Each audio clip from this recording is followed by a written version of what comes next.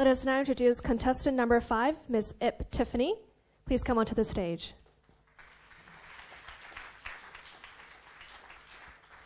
The title of her speech is Just Because. You now have 3 minutes, and you may begin after the bell rings. Good morning, ladies and gentlemen. Let me start by asking you, can you give me your account number and password of your credit card? And that the public out there can withdraw money from your account, especially the poorer people. Now, would you not agree that I'm benefiting the public out there? That I'm doing good to public interest? That leads to what I want to tell you today. Should confidentiality override public interest? My answer? No. But a more important question that we have to ask, what is public interest? So today I want to do 2 things. Firstly, clear up some misunderstandings that people have with public interest. And secondly, interests prevail in the context specifically of the government. So, ladies and gentlemen, what is public interest? First thing for sure, public interest is not what the public is interested in. Recently, a magazine claimed to be benefiting, fulfilling the interests of the public by publishing photos of an artist, a celebrity, naked in his house. That was the media's excuse to escape from being held accountable for its actions. Now, ladies and gentlemen, I strongly refute this excuse. Public interest, it's not about what we are curious about. We're talking about protecting our basic human rights, the rights covered in our Constitution. Our own curiosity, our own interest is not an excuse to override confidentiality. That is something we have to be clear about. But more importantly, ladies and gentlemen, I would like to stress on the importance of transparency in the context of government. Our government is made of and for the people. The less confidentiality, the better. From policy making to execution to the key players in the field, these are all elements that should be kept as open as possible so that the public, you and I, can monitor the government and make sure that our rights, our interests are being protected, that they are being taken care of.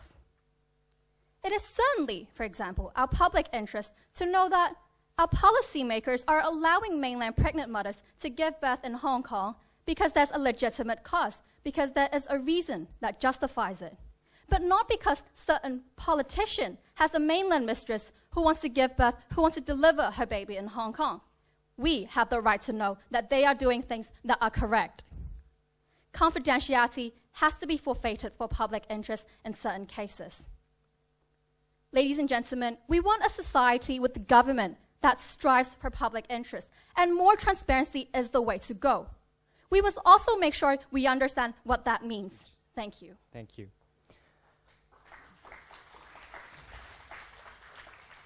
Thank you for your speech. Mr. Lynch will now ask you a question relating to your speech. The bell will ring and the timekeeper will raise a start card right after the question has been asked, and you'll have 1 minute to respond to the question. Mr. Lynch, please. Thank you.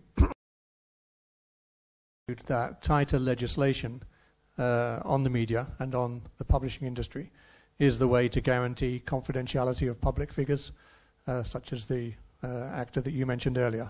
Do you agree with this? Thank you for your question. Yes, I do agree that at the time when we have to try to ensure that we have a free press environment in Hong Kong, we also have to have stricter legislation when we are trying to protect the interests of our public. Because even though we have this media in Hong Kong that wants to be free, that wants to allow us to know everything about what is going on in our society, we must also make sure that the people, even if they're public figures of our society, are being protected. I'm not trying to say that we are going to scrutinize over everything that the press is going to publish about, that we're going to monitor them like a big brother. But what we have to ensure is that there is a set of clear guidelines as to what extent the press should go, so that at the same time when we can ensure that the public is well informed of information that they should know, that the